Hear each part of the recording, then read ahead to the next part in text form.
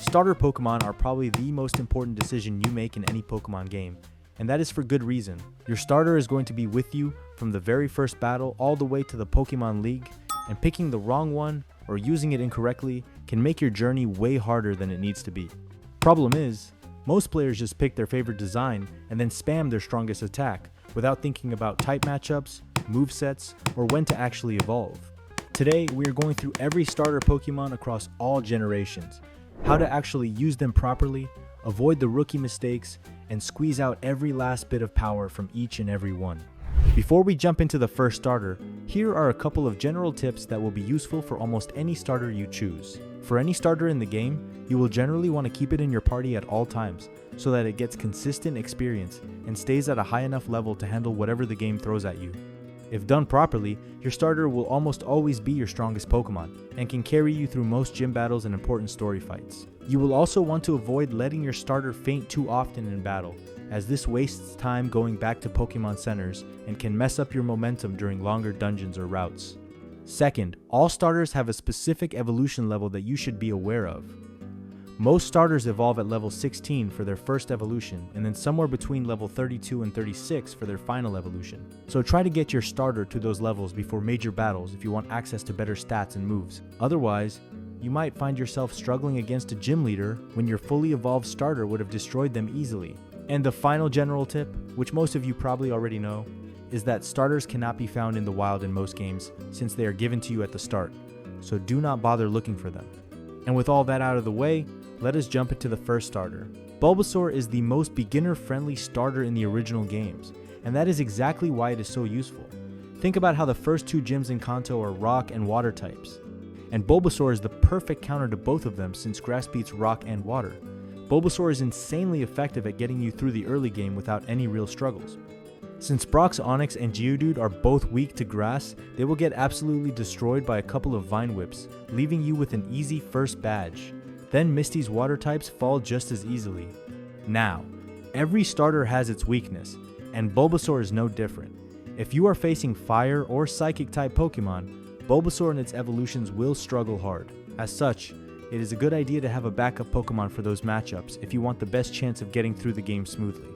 A good way to use Venusaur can be to set up with moves like Leech Seed and then slowly drain your opponent while healing. Since Venusaur has solid bulk, it can tank hits while the Leech Seed does its work. Charmander is perhaps the most challenging and high-risk starter in Kanto. Cool, popular, and risky. Think of Charmander as your hard mode starter.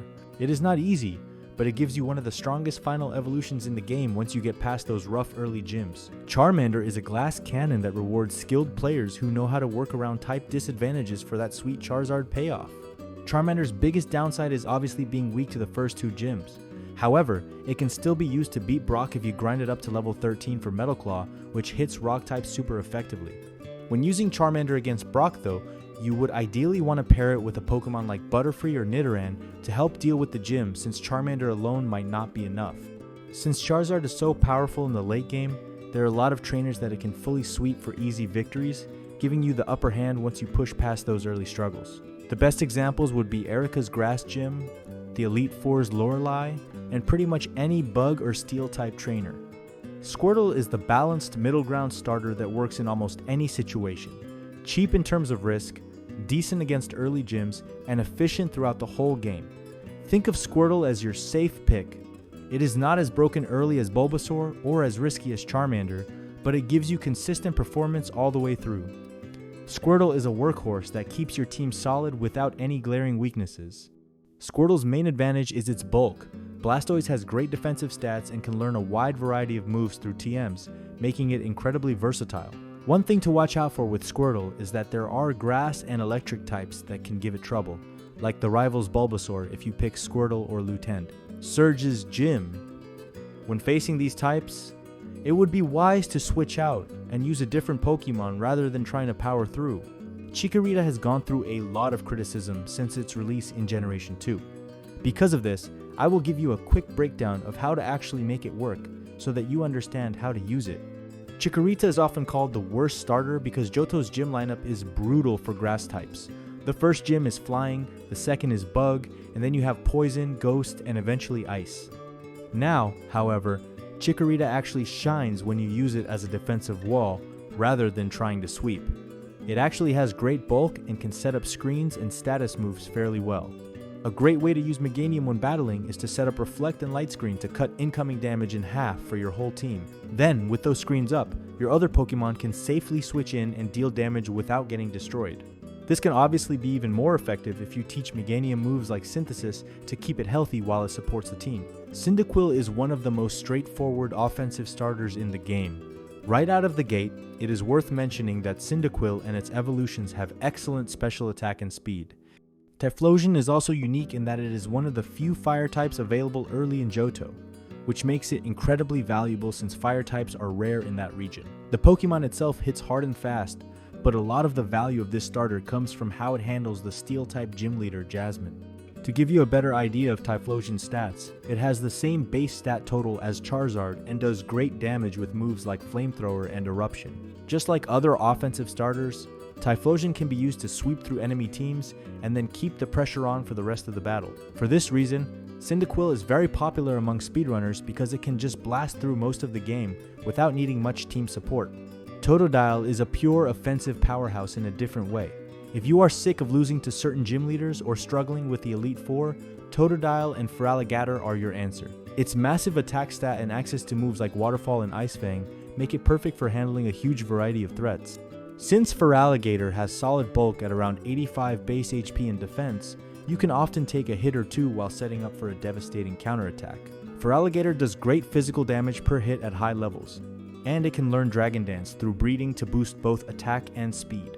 The secret to Feraligatr is that it can handle both offensive and defensive situations, just like Blastoise but with more raw power, so you do not want to let this potential go to waste if you choose to use this starter.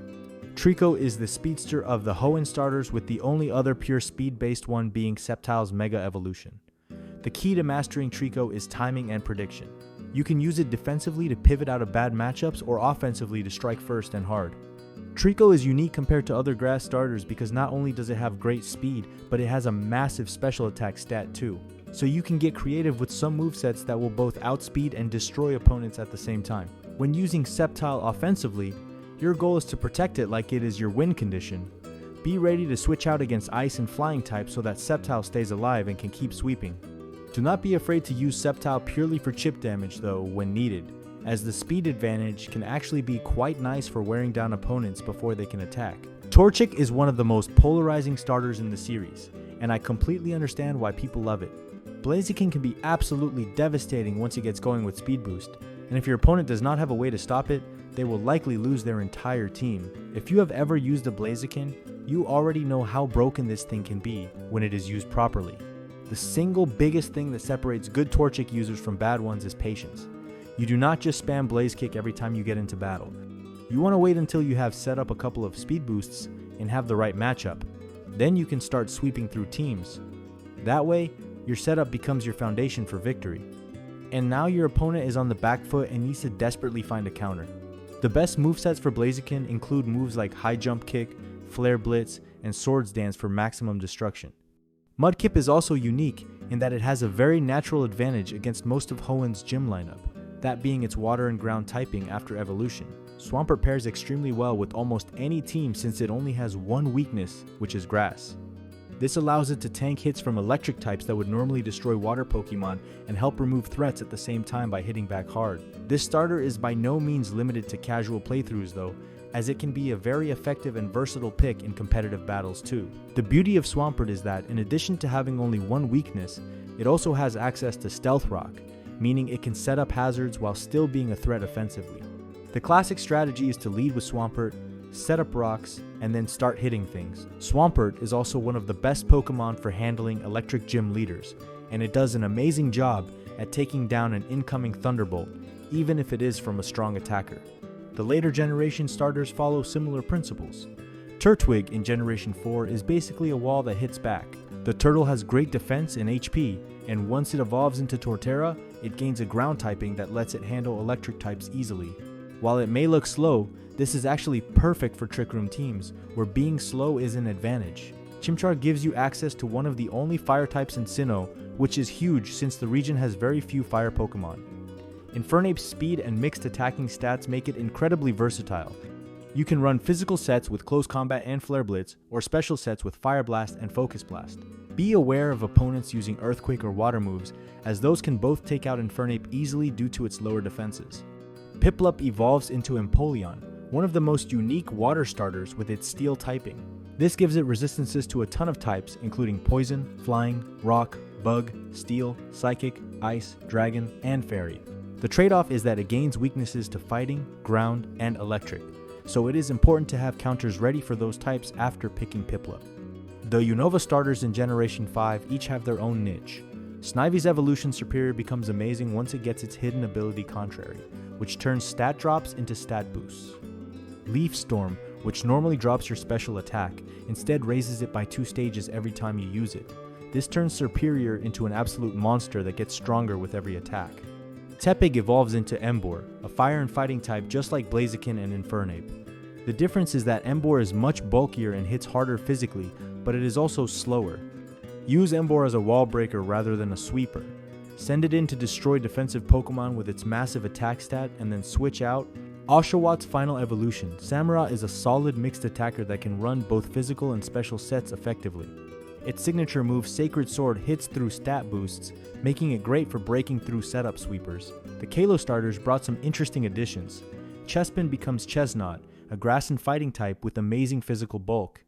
Use it as a physical wall that can hit back with moves like Woodhammer and Hammer Arm. Fennekin evolves into Delphox, a fire and psychic type that excels at special attacking.